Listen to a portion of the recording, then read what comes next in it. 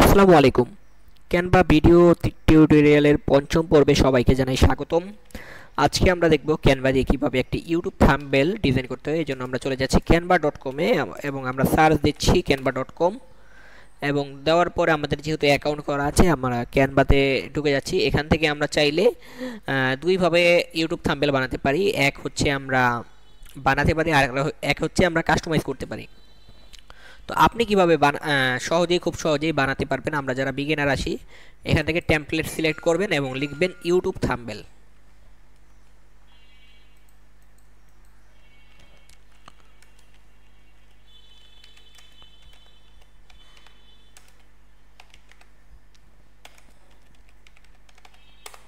YouTube thumbnail design এটাতে আমরা click করার পরে দেখেন আমাদের বিভিন্ন রকম ডিজাইন কিন্তু এখানে আছে এবং আমরা কিন্তু চাইলে এখান থেকে ডিজাইন করতে পারি।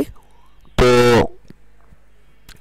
যে থাম্বনেলটি আমার পছন্দ হবে বা লাগবে, ধরুন আমি একটি ইন্টেরিয়রের ডিজাইন করব, বাড়ির ইন্টেরিয়র নিয়ে কাজ করি, সেই ক্ষেত্রে আমরা এটাতে ক্লিক করব এবং এখান থেকে একটু লোড নেওয়ার পরে কাস্টমাইজ দিস টেমপ্লেট নামে একটি অপশন আসবে এবং আমরা সেখানে ক্লিক দেব।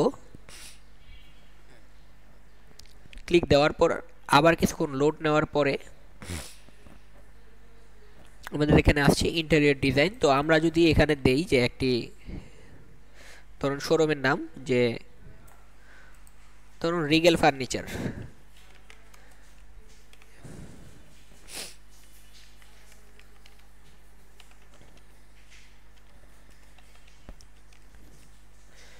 এবং এখান থেকে যদি আমরা চাই ছবিগুলোকে একটা একটা করে ব্যাক স্পেস দিতে পারবো।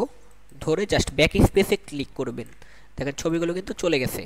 এখন আমরা নতুন একটি ট্যাব ওপেন করব এবং এখান থেকে আমরা ফার্নিচারের ইমেজগুলো আনবো। তো ফার্নিচারের ইমেজগুলো আমরা এই ওয়েবসাইটটা থেকে আনবো। এখানে আমরা চলে যাব এবং এখান থেকে লিখব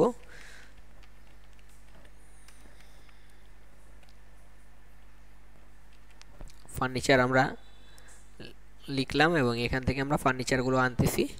তো এখান থেকে জাস্ট রাইট ক্লিক করে কপি করবেন এবং কন্ট্রোল ভি দিয়ে পেস্ট করবেন এবং এই বরাবর বসিয়ে দেবেন। আবার দেখেন আরেকটা নেই, রাইট ক্লিক করে কপি, কন্ট্রোল ভি দিয়ে পেস্ট।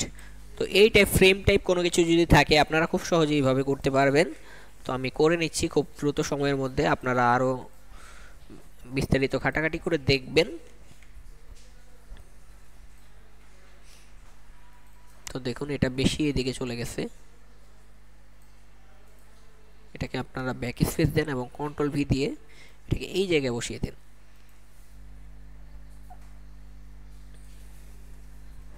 কপি করি এবং কন্ট্রোল ভি দেই।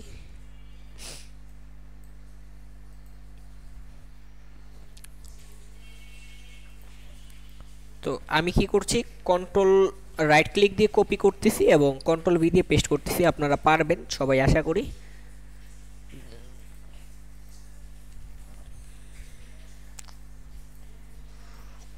আমাদের কিন্তু ডিজাইনটি হয়ে গেল। এখন মাঝখানের যে কালো শেপগুলো আছে অথবা যে কালো অংশগুলো আছে এগুলোকে আপনি চাইলে অন্য কালার দিতে পারেন। পিছনের যে ব্যাকগ্রাউন্ডটা আছে এটা কালোর পরিবর্তে আপনি একটু বাদামি কালার বা কি বলে চকলেট কালার আপনারা দিতে পারেন এবং বসিয়ে দিতে পারেন। দেখুন আমাদের কিন্তু একটি ইউটিউব থাম্বনেল মোটামুটি রেডি হয়ে গেছে। এভাবে আপনারা খুব সহজেই ইউটিউব থাম্বনেল ডিজাইন করতে পারেন। তো এর পরের পর্বে আমরা ইউটিউব থাম্বনেলের আরও বিস্তারিত বিষয় নিয়ে আলোচনা করব। আরও ইউটিউব থাম্বনেল কীভাবে তৈরি করা যায় সেটা নিয়ে আলোচনা করব। ধন্যবাদ সবাইকে। ভিডিওটি ভালো লাগলে অবশ্যই চ্যানেলটিকে সাবস্ক্রাইব করবেন এবং ভিডিওতে একটি লাইক দেবেন।